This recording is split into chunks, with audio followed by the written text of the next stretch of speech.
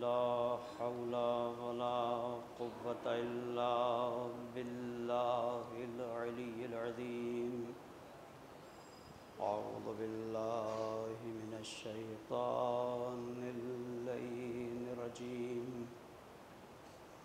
بسم الله الرحمن الرحيم الحمد لله رب العالمين والصلاة والسلام والتحية والإكرام على النبي الأمي المكي المدني القرشي الهاشمي الأبتهي الرسول المسدد والمحمود الأحمد والمصطفى الأمجد بالقاسم محمد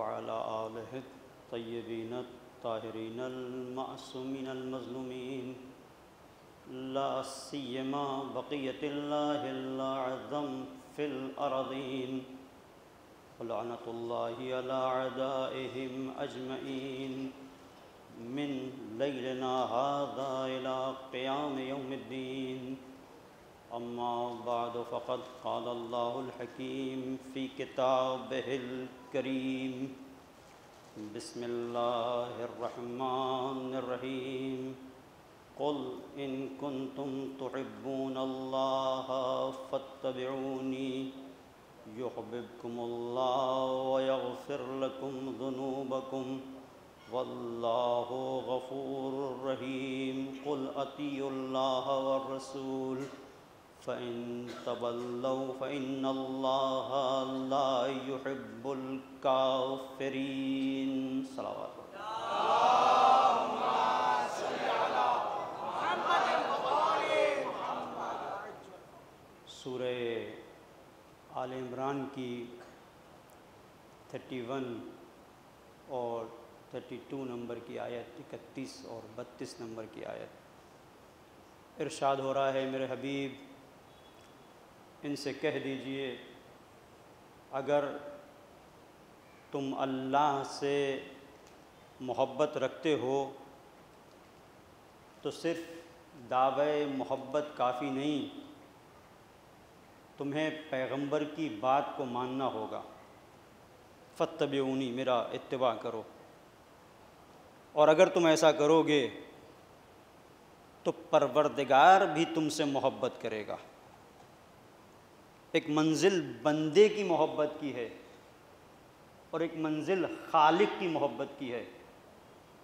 پروردگار کب محبت کرے گا؟ قرآن کی آیت ہے، کوئی حدیث نہیں ہے، اور واضح طور پر قرآن بالکل 2-2-4 والی بات کر رہا ہے۔ ہو سکتا ہے تم اللہ سے محبت کرتے ہو، لیکن اللہ نے اپنی محبت کے لیے کہ میں بھی اپنے بندے سے محبت کروں شرط رکھی ہے۔ تمہاری محبت تمہارے لیے قیمتی ہو سکتی ہے، لیکن جواب میں اللہ کی جانب سے محبت اس وقت ہوگی جب تم اس کے رسول کی پیروی کرو گے۔ دیکھیے کتنی اس دنیا میں یہ عجیب داستان محبت کی اگر اٹھا کے آپ تاریخ دیکھیں، کتنے لوگوں کو ناکامیاں لگی ہیں۔ محبت، ایک طرفہ محبت، سب کچھ کرتا ہے انسان، لیکن اگر ایک طرفہ محبت ہے تو سوائے مایوسی کے کچھ نہیں ملتا۔ عام دنیا میں اگر ایک طرفہ محبت ہو جائے تو انسان کی زندگی مصیبت بن جاتی ہے، تو اگر خدا سے ایک طرفہ محبت ہو، خدا سے اگر ایک طرفہ محبت ہو تو کتنی بڑی مصیبت ہے کہ سب کچھ خالق وہی ہے، رازق وہی ہے، رب وہی ہے، اور ایک طرفہ ہم محبت کیے چلے جا رہے ہیں۔ تو اگر کوئی ایسا راستہ ہو کہ محبت 2 طرفہ ہو، جب تک 2 طرفہ محبت نہیں ہوتی تو محبت کا مزہ نہیں ہوتا۔ ایک طرفہ محبت زہر کا جام بن جاتی ہے، لیکن محبت جب 2 طرفہ ہو تب پھر انسان کو لذت کا احساس ہوتا ہے، اب اسی لیے آپ دیکھیں کہ بعض لوگ ایسے کہتے ہیں کہ بھئی نماز میں مزہ نہیں آتا، روزہ رکھتے ہیں، بے دلی سے رکھتے ہیں، عبادت کرتے ہیں، مزہ نہیں آتا. کہاں سے مزہ آئے گا؟ ایک طرفہ محبت. جہاں محبت دو طرفہ ہوتی ہے، نماز کی حالت میں تیر نکال لیا جاتا ہے، پتہ نہیں چلتا.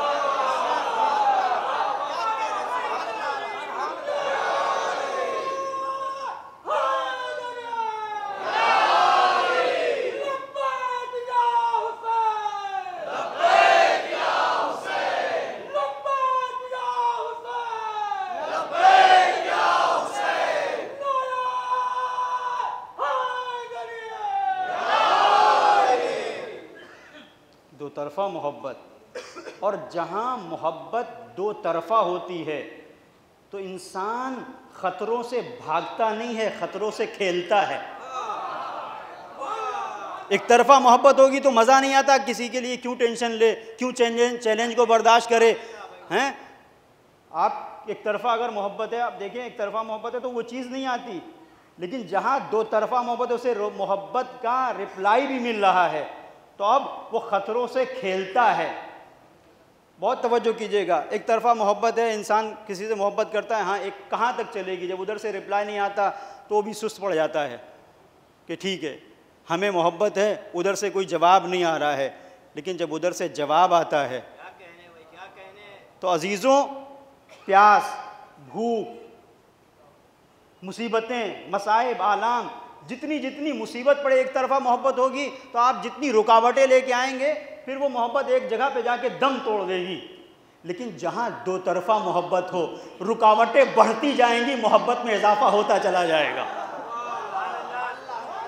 اب اس پوری کائنات میں مختلف ایسے لوگ ہوں گے، بہت سارے ایسے افراد ہوں گے جن کا دعویٰ ہوگا کہ ہمیں خدا سے محبت ہے، اور محبت اس طرح سے ہے کہ ہمیں بھی محبت ہے اور خدا بھی ہم کو چاہتا ہے. دو طرفہ محبت. ہر جگہ ہر زمانے میں لوگ تو ملیں گے، لیکن کہیں پر آپ کو ایسی کوئی قوم نہیں ملے گی کہ جہاں پر ایک ایسا معاشرہ ہو کہ جس معاشرے میں 100% کہا جائے کہ اس میں ہر ایک وہ ہے جو دو طرفہ محبت کا حامل ہے، سوائے کربلا کے، جہاں 72 میں 72 کے 72 چاہے بوڑھا ہو، چاہے جوان ہو، چاہے بچہ ہو، دو طرفہ محبت ہے. نتیجہ یہ ہے کہ تشنگی ہوگی، بھوک ہوگی، پیاس ہوگی، نیزے ہوں گے، تلواریں ہوں گی، لیکن نہیں، ہم محبت کی راہ میں بڑھتے رہیں گے، پیچھے نہیں ہٹیں گے. صلوات پڑھ دے محمد اور آل محمد پر.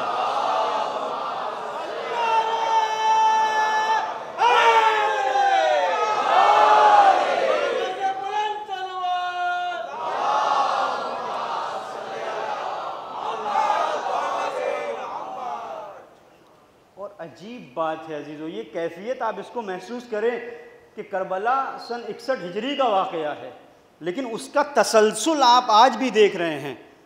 آج بھی جن لوگوں کے دلوں میں محبت حسین ہے تو انداز وہی ہے جو کربلا میں اصحاب حسینی کا تھا، چونکہ انہی کے پیچھے چل رہے ہیں. اور آپ دیکھیں نتیجہ کیا ہے.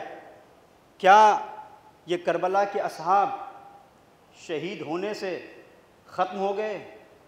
ان کا ذکر مٹ گیا، ان کا تذکرہ نہیں ہے. نہیں عزیزوں، یہ ذکر کربلا بتا رہا ہے مارنے والے تاریخ کے قبرستان میں دفن ہو گئے، ان کا نام و نشان نہیں. یہ پہلا ایسا تاریخ کا واقعہ ہے کہ مرنے والے آج بھی زندہ ہیں اور مارنے والے ختم ہو گئے. اس لیے کہ وہ جو مرے انہوں نے اپنے مقصد کو باقی رکھا. اور یہاں سے ایک نیا فلسفہ حیات سامنے آتا ہے. تم مر جاؤ، مقصد اگر زندہ رہے تو تم زندہ ہو. یہی تو ہم اس سپر پاور کے احمق حاکم کو سمجھانا چاہتے ہیں کہ دیکھ، ہمارے پیچھے بیک گراؤنڈ میں کربلا ہے، ہمیں دھمکانا نہیں. اگر ہمیں مرنا ہوتا تو کربلا میں مر چکے ہوتے.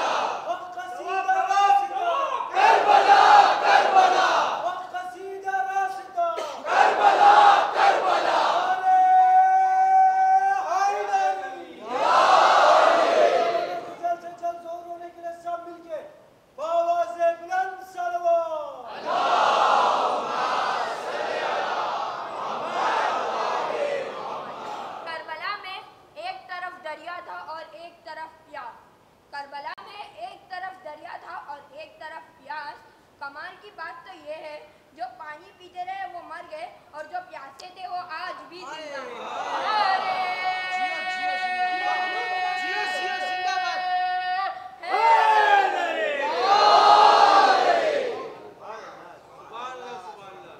اور بڑی اچھی بات اس بچے نے اشعار کے ذریعے سے یہ پیغام دیا، اس کو دیکھیے، جسم مرتا ہے روح زندہ رہتی ہے، بدن کی موت سے کردار مر نہیں سکتا، چھری کی دھار سے کٹتی نہیں چراغ کی لو،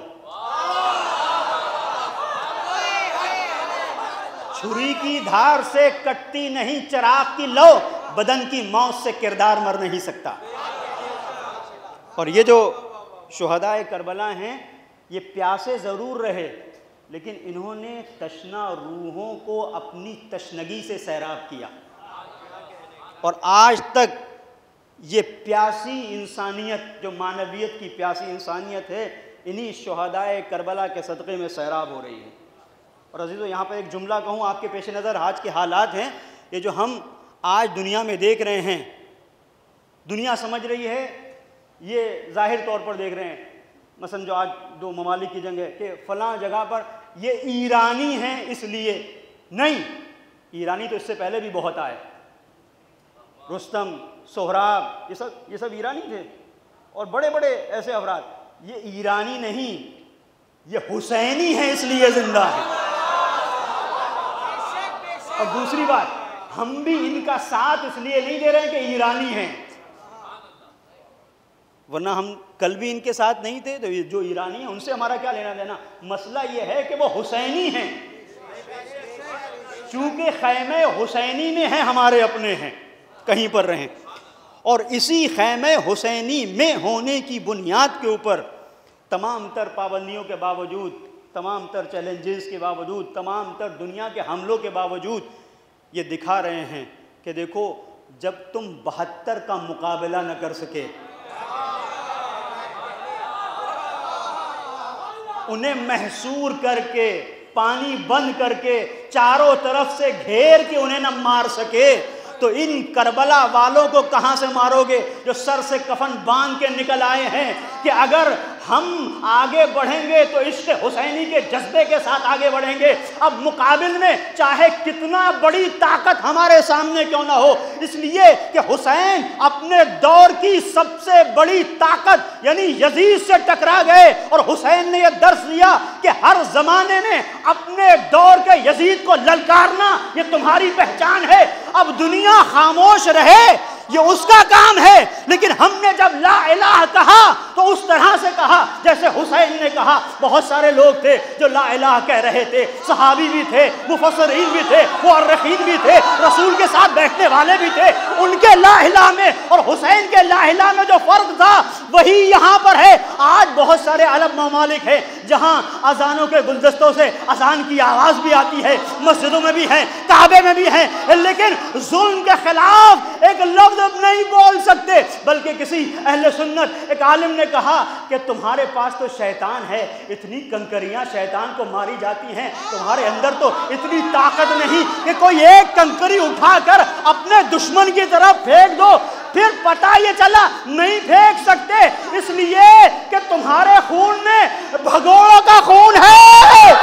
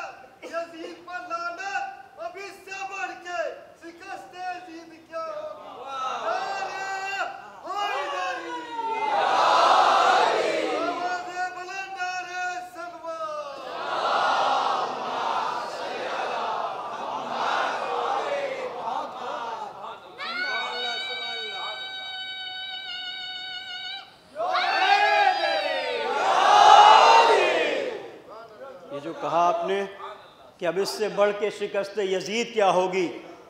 یزید کی سب سے بڑی مشکل ہی یہی تھی کہ سوچ رہا تھا سر کاٹ لیا تو ہم جیت گئے، سر کاٹ لیا تو ہم جیت گئے، حسین کو اگر ہم نے پامال سم اسپا کر دیا تو ہم جیت گئے۔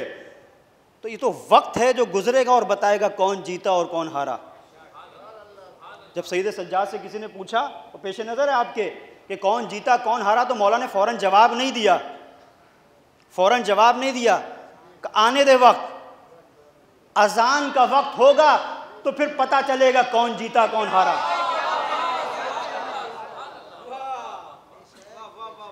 اذان کا وقت بتائے گا۔ تو ابھی بھی جو یزید کا وارث ہے وہ اسی مشکل میں ہے کہ ہم جیت گئے۔ اگر تم نے مقصد حاصل کر لیا تو جیت گئے، لیکن اگر مقصد، آپ بالکل سامنے کی مثال ہے، مثال کے طور پر ایک چھوٹا سا بچہ ہے، اس کے ہاتھ میں رومال ہے، آپ اس سے مانگیں وہ نہ دے، آپ اسے تھپڑ ماریں وہ نہ دے، اتنی زور سے مارے کہ وہ بے ہوش ہو جائے، رومال آپ چھین لیں، تو یہ آپ کی جیت ہوئی؟ اس سے بڑی شکست نہیں ہوگی کہ ایک بچے سے جس کے پاس طاقت نہیں ہے، طاقت کے بل پر آپ نے رومال چھین لیا، جب تک اس کے اندر طاقت رہی اس نے رومال نہیں دیا۔ توجہ کیجئے گا، اس کا مطلب طاقت فتح اور شکست کی دلیل نہیں بنتی۔ اگر طاقت دلیل بنتی تو زینب بندھے ہوئے ہاتھوں اور رسن بستہ ہو کر دربار یزید میں اپنی فتح کا اعلان کرتی نظر نہ آتی کہ زینب نے آواز دی قید قیدک وسعیک وناصب جہدک واللہ لا تمحو ذکرنا ولا تمیت وحینا، یزید جو چاہے کر لے، لیکن یاد رکھ نہ ہمارے ذکر کو ختم کر سکتا ہے نہ ہماری وحی کو مٹا سکتا ہے۔ اور جو زینب نے اعلان کیا، آج آپ دیکھیں، آج یہ آپ نے خبروں میں سنا ہوگا کہ اس جولانی کے کتوں نے جہاں پر عزائے سید الشہداء ہو رہی ہے وہاں جا کے موقع پہ حملہ کیا، کچھ لوگوں کو گرفتار کیا، کچھ کو شہید کیا۔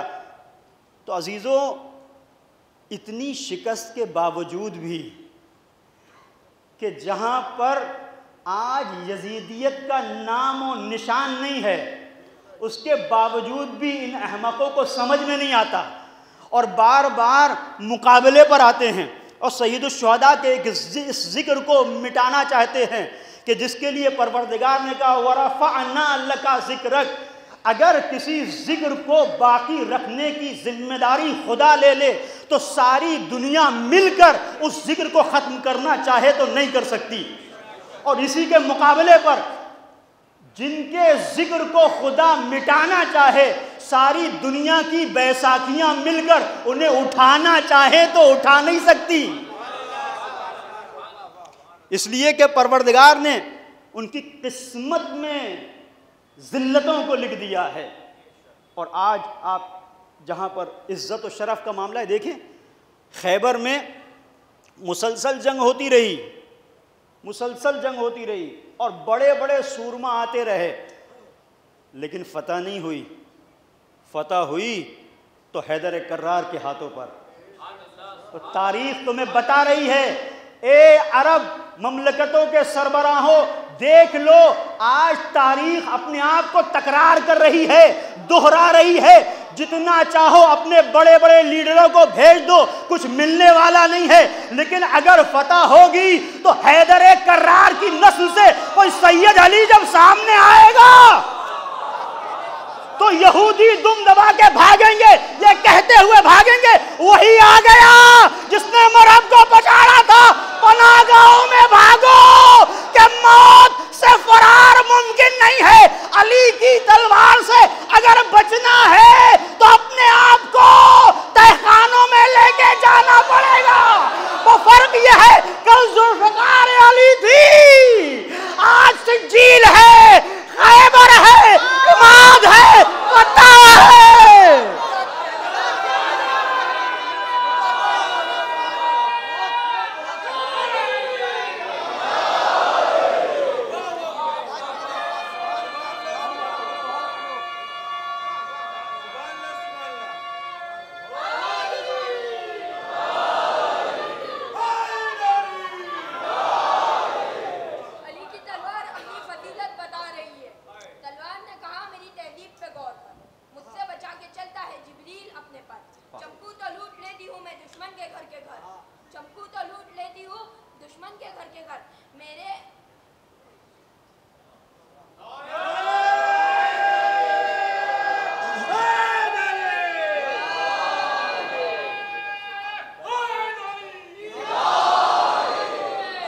سلامت رہو.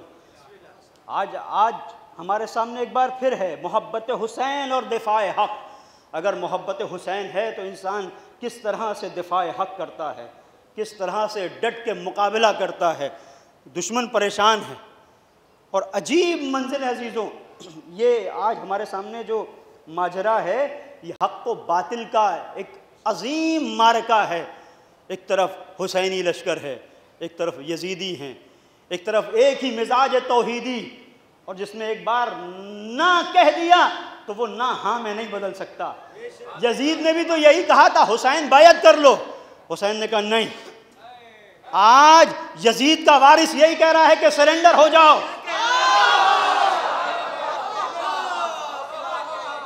اور حسینی مزاج رکھنے والا کہہ رہا ہے کسی اور سے بات کرنا, ہمارے مزاج میں سرنڈر ہونا نہیں ہے. اور اس کا نتیجہ کیا ہے اسے آپ اگر دیکھیں, پوری توجہ کیجئے گا. یہ آج بعض جو دنیا میں فہم رکھنے والے, سمجھ رکھنے والے افراد ہیں وہ اس حقیقت کو سمجھ رہے ہیں, لیکن عجیب بات ہے حقیقت کو سمجھ بھی رہے ہیں اور ساتھ دینے کے لیے تیار نہیں. تو یہ اپنی تاریخ کا پتہ دے رہے ہیں. کل سب کو پتہ تھا کہ اگر علی نہیں آئیں گے تو فتح نہیں ملے گی, لیکن علی سے جلن تھی, حسد تھا, دیکھ نہیں سکتے تھے علی کے ہاتھوں میں پرچم کو. آج یہی صورتحال ہے. علی والے کے ہاتھوں میں پرچم دیکھتے ہوئے انہیں ایک حسد کا, ورنہ اندر سے انہیں خود پتا ہے کہ یہی آگے بڑھ کے مارکے کو جیت سکتا ہے. اس لیے کہ انہی کی تربیت حسینیت کے سائے میں ہوئی ہے, محبت حسین کے سائے میں. اور یہ اب صرف ہماری بات نہیں ہے, اب یہاں سے بہت توجہ کیجیے گا, صرف ہماری بات نہیں ہے, غیر کہہ رہے ہیں. آپ نے دیکھا ہوگا مراکش کا ایک یوٹیوبر ہے, اس نے ایک کلپ نکالی, بہت غور کیجیے گا, بڑی عجیب منزل اس نے اس چیز کو بیان کیا. اور اس میں میرے پاس ہے, اگر کسی کو چاہیے میں اسے دے سکتا ہوں. بہت مشہور ہوئی تھی, بہت وائرل ہوئی تھی. اس نے بڑی اچھی بات کی, کہتا ہے کہ میرا تعلق مذہب اہل سنت سے ہے. پہلے کلیئر کر دیا. وہ اہل سنت بھائی مجھے بہت پسند ہیں جو حق کا ساتھ دینے میں شرماتے نہیں. وہ بہت عزیز ہیں. ٹھیک ہے آپ کا کوئی بھی مسئلہ ہو, لیکن کم سے کم اتنی جرأت تو ہے کہ حق کو حق کہہ سکیں. ان منافقوں سے تو بہت بہتر ہیں جو ہیں اندر سے منافق اور اہل سنت کی نقاب ڈال کے بیٹھ گئے ہیں. ان سے بہت بہتر ہیں یہ افراد. تو یہ ہمارے بھائی ہیں, ٹھیک ہے, معمولی سے اختلاف ہے, ہم ان کا احترام کرتے ہیں, اور کسی بھی طرح سے کوئی توہین یا ہم سوچ بھی نہیں سکتے, اس لیے کہ یہ لوگ اصحاب کو مانتے ہیں. اور اصحاب کی خصوصیت یہ تھی کہ سید الشہداء سے بہت محبت کرتے تھے.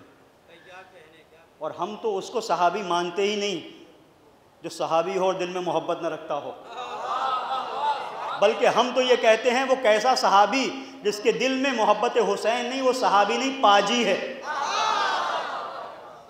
اگر صحابی ہوتا تو اس سے محبت. یہ بڑا عجیب مرحلہ ہے عزیزو, اس پہ غور کیجئے گا کہ صحابی اور اہل بیت کی اکثر بات ہو جاتی ہے. تو ایک جملہ کہہ کے نکل جاؤں, فرق بعض لوگ کہتے ہیں کہ بھئی کیا فرق ہے. فرق یہ ہے کہ صحابی وہ ہوتا ہے جو رسول سے محبت کرے, اور اہل بیت وہ ہیں جن سے رسول محبت کرتا ہے. جن کو رسول چاہے وہ اہل بیت ہیں, تو ہم ان کے راستے پر ہیں. تو وہ جو یوٹیوبر ہے اس نے ایک جگہ پر اس چیز کو بیان کیا. سب سے پہلے کہا کہ بھئی میں اہل سنت ہوں اور میرا تعلق مکتب شیعہ سے نہیں. پھر اس نے دو طرح کے اسلام کو پیش کیا. کہتا ہے مسلمان دو طرح کے ہیں. نام لیا سید علی. سید علی ہے خامنئی. آج آبروئے تشیع, آبروئے اسلام, آبروئے انسانیت کو خامنئی کہتے ہیں. جو انسانیت کی آبرو کو بچائے اسے خامنئی کہتے ہیں. تو وہ یہ کہتا ہے کہ اسلام دو طرح کا ہے. کہتا ہے خامنئی بھی مسلمان ہیں, اور مصر کا جو سیسی ہے حاکم وہ بھی مسلمان ہے. مصر کا سیسی یہ بھی مسلمان ہے. پھر کہتے ہیں کہ بن سلمان سعودی عرب کا یہ بھی مسلمان ہیں، اور سید علی خامنئی یہ بھی مسلمان ہیں۔ آگے بڑھتا ہے، کہتا ہے اردن کا شاہ حسین یہ بھی مسلمان ہے، عبداللہ، تو عبداللہ یہ مسلمان ہے، اور جارڈن کا، اردن یعنی جارڈن، تو جارڈن کا جو حاکم ہے شاہ عبداللہ یہ بھی مسلمان ہے، اور سید علی خامنئی بھی مسلمان۔ کہتا ہے کہ یہ دبئی کا جو خلیفہ ہے بن زائد حاکم یہ بھی مسلمان ہے، اور سید علی خامنئی بھی مسلمان ہے۔ توجہ کیجیے گا، یہ بھی مسلمان ہیں، یہ بھی مسلمان ہیں، یہ سب مسلمان ہیں۔ امارات کا جو حاکم ہے خلیفہ کہ یہ بھی مسلمان ہے، سید علی خامنئی بھی مسلمان ہے۔ اب کہتا ہے لیکن یہ جتنے مسلمان ہیں ان کو ہم دیکھتے ہیں یہ سب ایک جگہ ہیں، اور یہ جو ایک مسلمان ہے اس سے ظلم دیکھا نہیں جاتا۔ اب جو جملہ ہے وہ کہتا ہے یہ جتنے بھی ہیں، یہ سی سی پی سی، شاہ اردن، ملک عبداللہ، یہ بن سلمان، بی بی جتنے بھی ہیں یہ سب کو اکٹھا کرو، وہ توجہ کیجیے گا، سب کو اکٹھا کرو، ایک ترازو کو لو، ایک ترازو اتنی بڑی ہو جن میں سب کو تولا جا سکے، سب کو ایک پلے میں رکھو، بن سلمان کو، سی سی کو، شاہ اردن کو، مصر کے حاکم کو، دبئی کے حاکم کو، امارات کے حاکم کو، سب کو ایک پلے میں رکھو، اور دوسرے پلے میں سید علی کو نہیں، سید علی خامنئی کی جوتیوں کو رکھو۔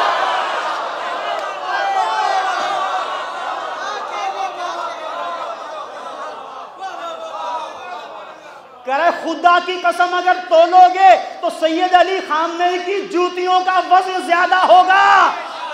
تو عزیزو 1400 سال بعد جس کی جوتیوں میں اتنا وزن ہے اس زہرا کی روٹیوں کا وزن کیا ہے؟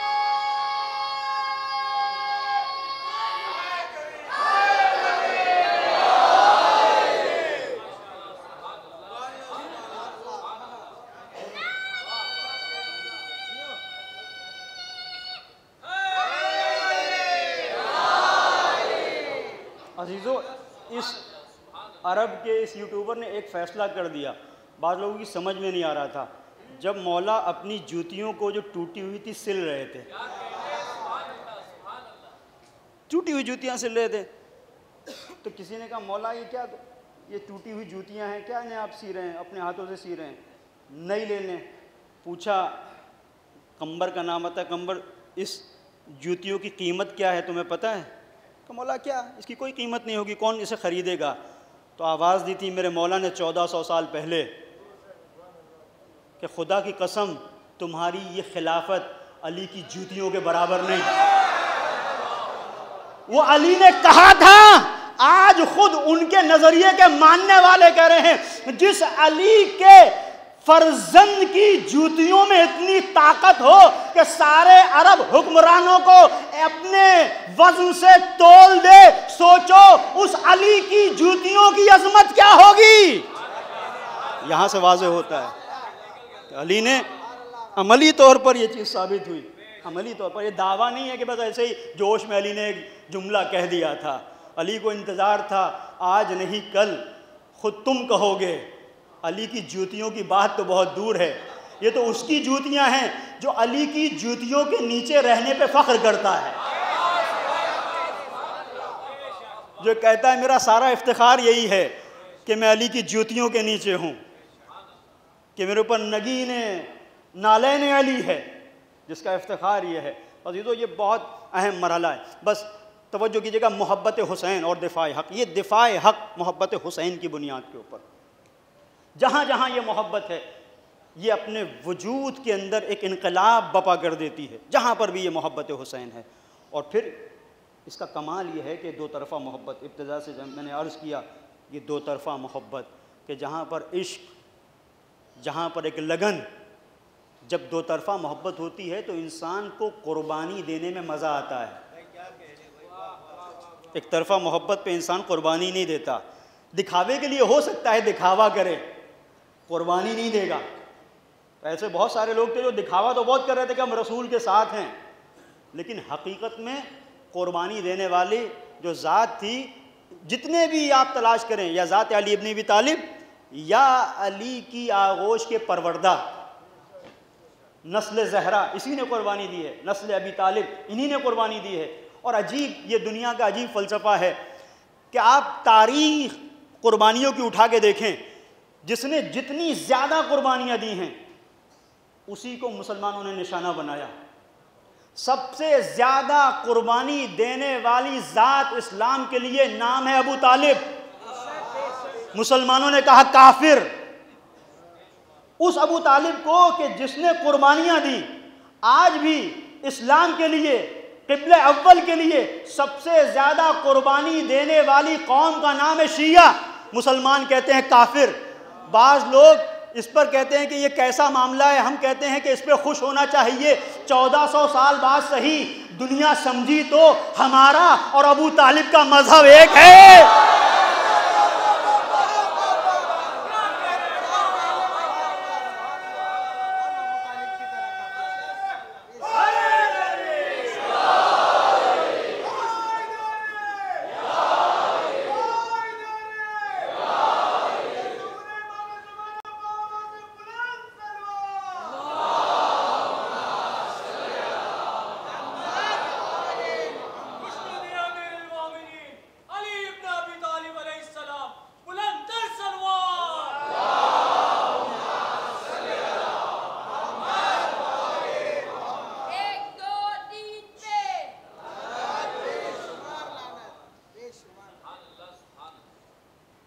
لعنت کا جو بھی مستحق ہے اس پہ لعنت اپنے آپ جاتی ہے،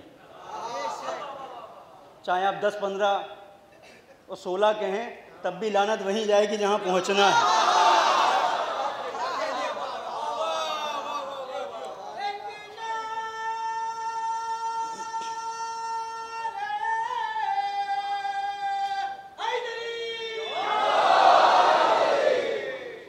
آپ کے اسی شہر میں ایک زمانے میں ایک خطیب آیا کرتے تھے، مرحوم علامہ خطیب اعظم غلام عسکری تابسرہ، جنہوں نے ایک عرصے تک خواجہ مسجد میں بھی اشرا پڑھا اور ایک عرصے تک شاہ خراسان میں بھی، اور بڑا ان کا عجیب انداز تھا۔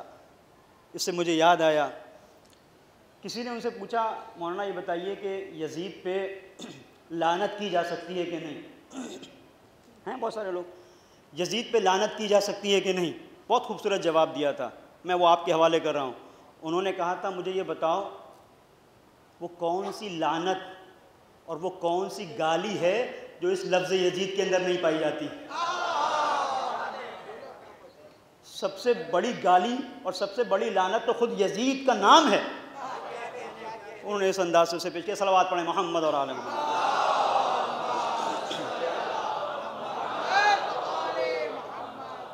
دفاع حق اور محبت حسین، یہ محبت حسین انسان کے وجود کے اندر شعور پیدا کرتی ہے کہ حق کی ڈگر پر جمے رہو جیسے حسینی جمے رہے، یہ شعور پیدا کرتی ہے۔ پابندیاں ہوں، محاصرہ ہو، بھوک اور پیاس ہو، ڈٹے رہو۔ یہ محبت انسان کو حقیقت میں زندگی کے مزے سے، زندگی کی لذت سے آشنا کرتی ہے، اور اسے آپ آج اس دور میں دیکھ سکتے ہیں۔ میں نے کل جہاں پر سلسلہ گفتگو کو چھوڑا تھا، کوفے کے حالات میں آپ کی خدمت میں بیان کر رہا تھا کہ جہاں میں نے آپ کی خدمت میں عرض کیا یہ ایک حساس مرحلہ ہے، سنجیدہ گفتگو ہے، توجہ کیجیے گا،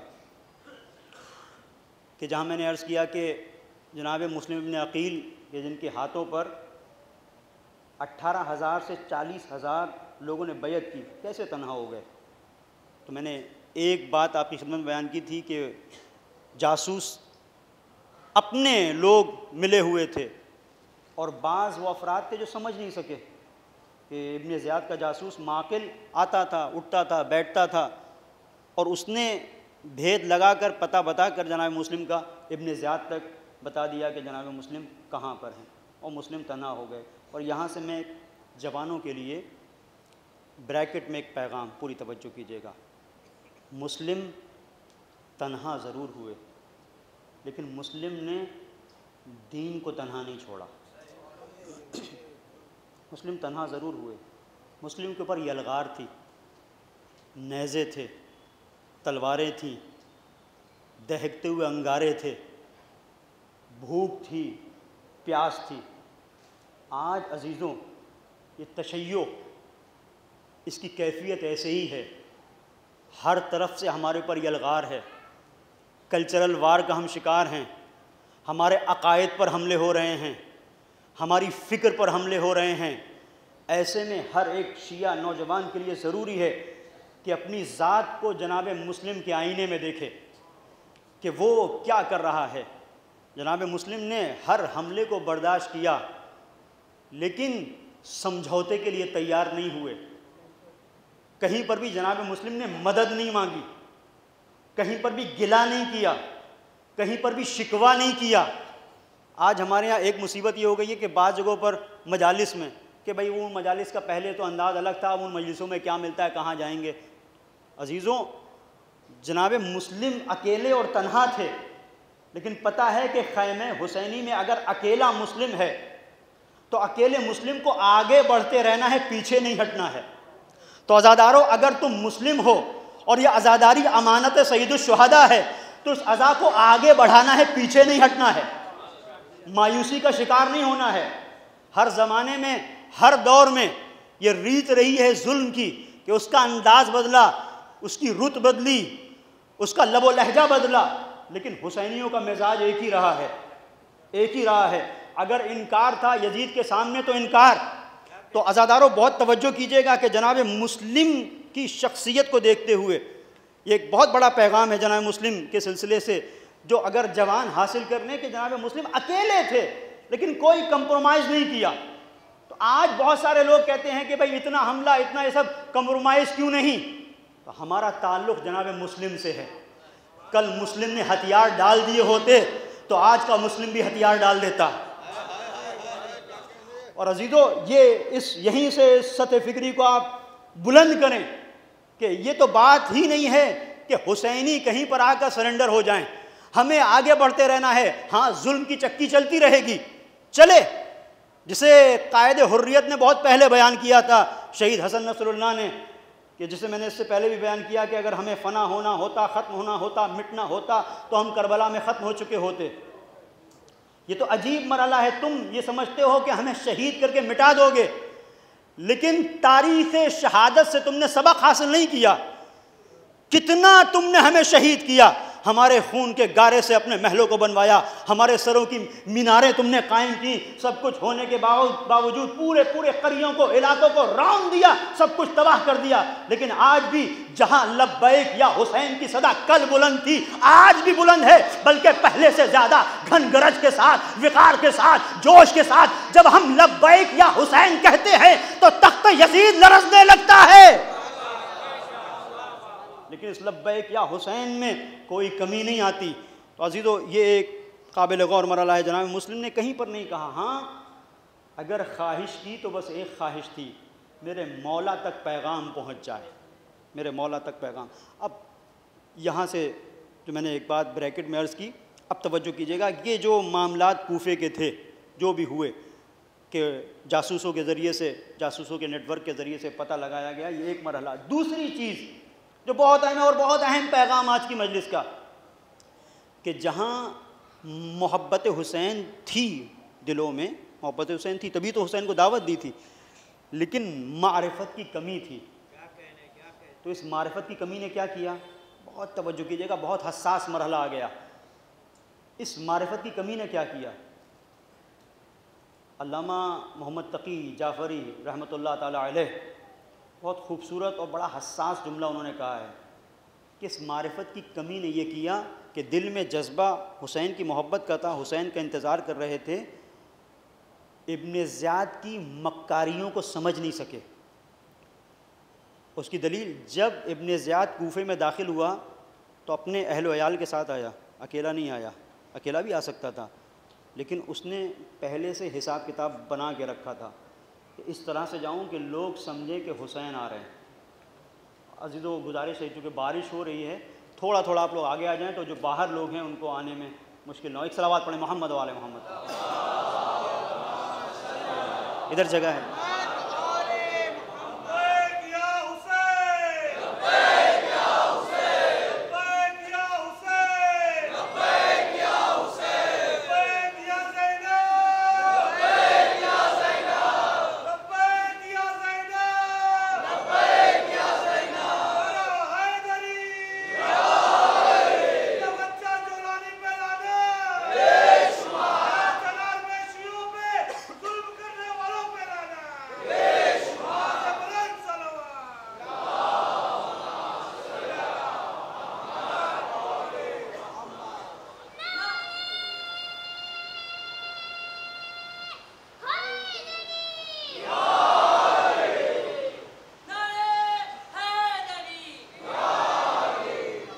تو بس میں یہیں پر بیان کو روک رہا ہوں کیونکہ بہرحال بارش ہے اور آپ کو جانا بھی ہے یہیں پر اور وقت بھی ہو گیا۔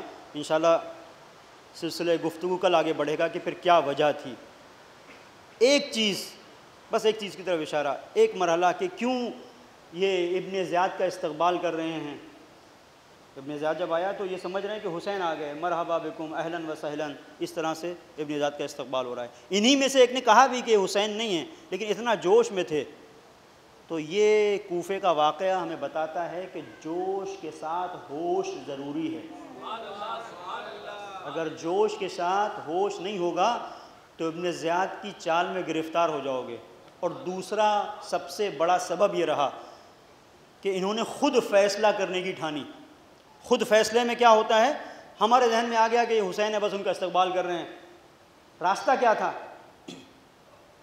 حسین نے کوفے میں کوفیوں کو تنہا تو نہیں چھوڑا تھا، اپنے سفیر کو بھیجا تھا۔ تو راستہ کیا تھا؟ استقبال کرنے سے پہلے سفیر حسینی کے پاس آتے، جناب مسلم ابن عقیل کے پاس، کہ آپ مولا کے نمائندے ہیں، سفیر ہیں، آپ کو پتہ ہوگا حسین کب آ رہے ہیں۔ تو معرفت یہ کہتی ہے، لیکن یہ نہیں کیا۔ تو وہی غلطی جو کوفے والوں نے کی آج کچھ اپنے کر رہے ہیں۔ جب عصر غیبت میں مولا پردے کے پیچھے جا رہے ہیں تو علماء کو، فقہا کو مولا نے اپنا نمائندہ بنایا۔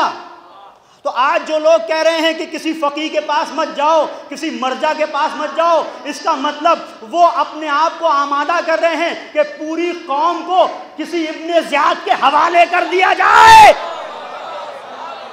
کہ جب تک یہ امام کا نمائندہ رہے گا یہ ابن زیاد کی چالوں کو برباد کر دے گا، مکمل نہیں ہونے دے گا، اس کے سیناریو کو باطل کر دے گا۔ لہٰذا ایک ایک تشیع سے جو بھی متعلق ہے ہر ایک کی ذمہ داری ہے۔ اگر کوئی مرجع کی توہین کرتا ہے، اگر کسی فقیہ کی توہین ہوتی ہے تو سمجھ لو یا وہ ابن زیاد کا جاسوس ہے یا اس کا کام کر رہا ہے۔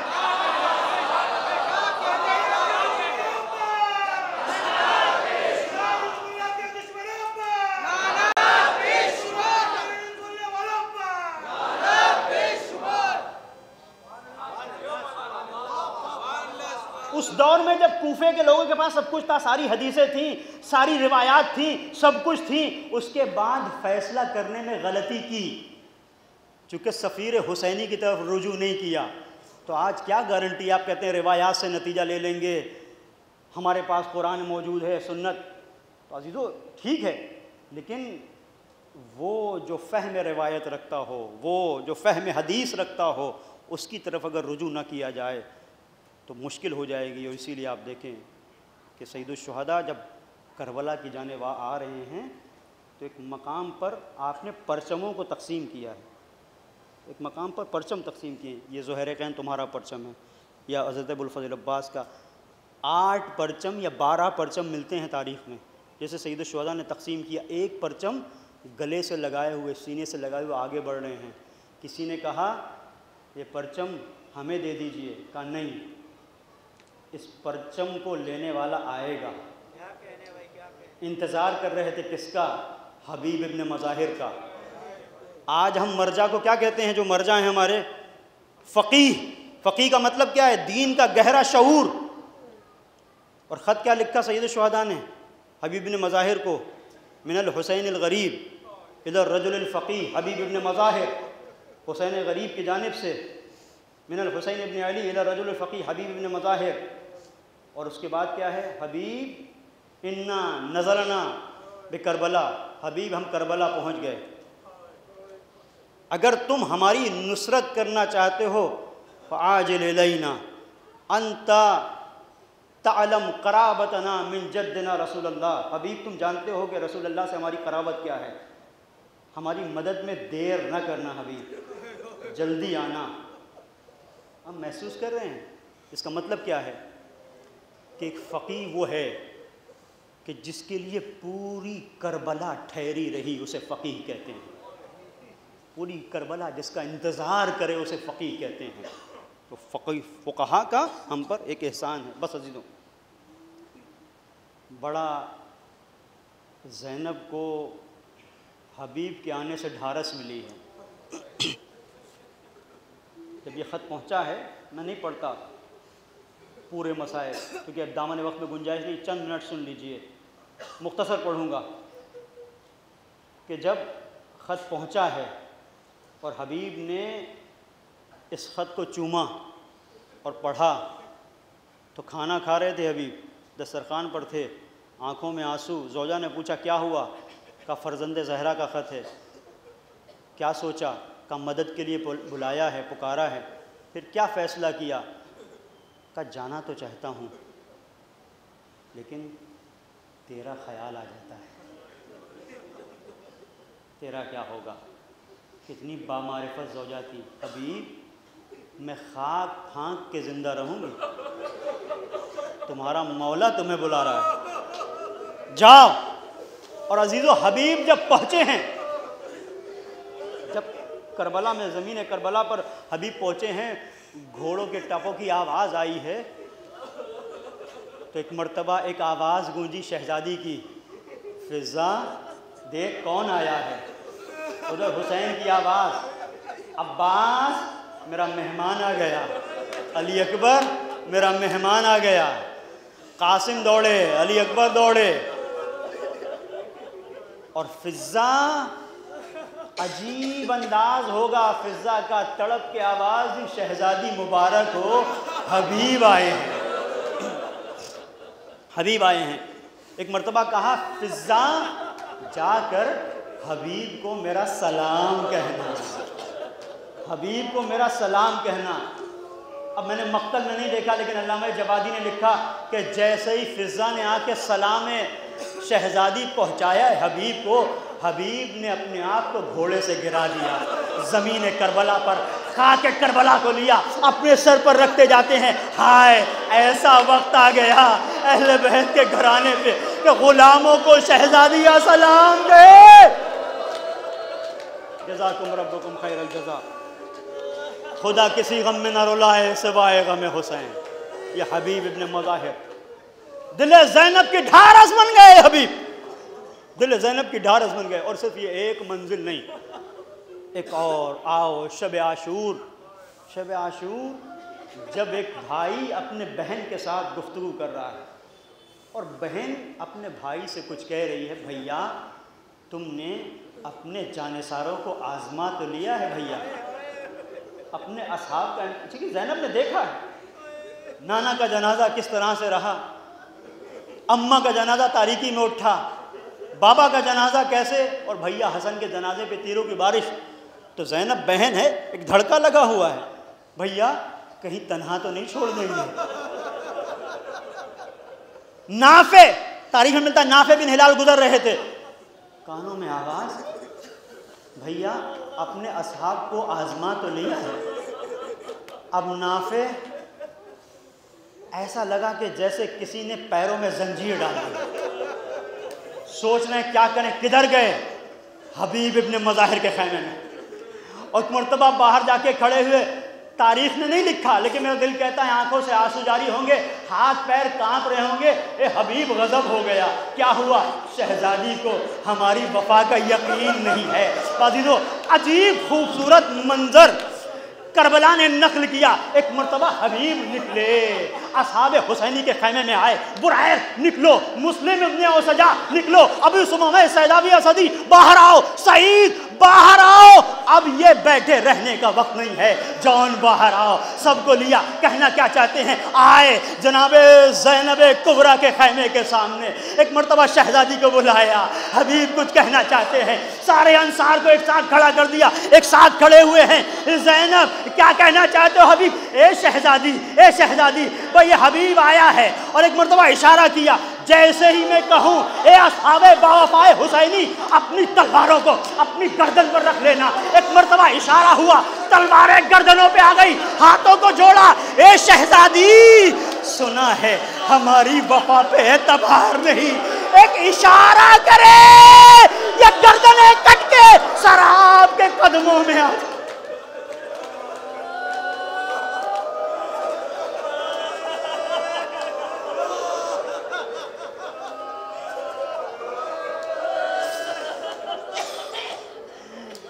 دل زینب کو قرار آ گیا، اور پڑھتا لیکن دامن وقت میں گنجائش نہیں، 2 جملے مجلس ختم ہو گئی۔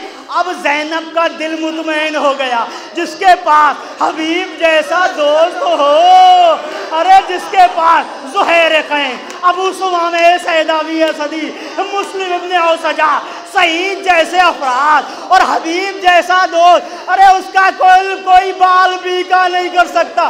لیکن ایک وقت وہ بھی آیا جب سارے اصحاب وفا ارے گردن کٹا کے سو گئے، زینب نے کیا دیکھا؟ ارے ایک نشیب میں تلواریں بلند، نیزے بلند ہوتے ہیں، دوڑتی ہوئی تلے زینبیہ پہ گئی۔ اب حسین تنہا، شاید ارے چشم تصور میں حبیب کی طرف نظر کی ہو، اے حبیب، ارے وہ شب عاشور تھی، میرے دل کو ڈھارس مل گئی، اے حبیب کہاں ہو؟ اپنے دوست کو بچا لو حبیب۔ اب جو دیکھا تو کیا دیکھا؟ وہ شمر و جال سنالا صدر، شاید تڑپ کے آواز دی ہو، یہ صبر زینب ہے کہ شمر کو سینے پہ بیٹھا دے گئی۔ اے حبیب اگر تم ہوتے تو نہ دیکھ سکتے، سیعلم الذین ظلموا ایام انقلب ینقلبون۔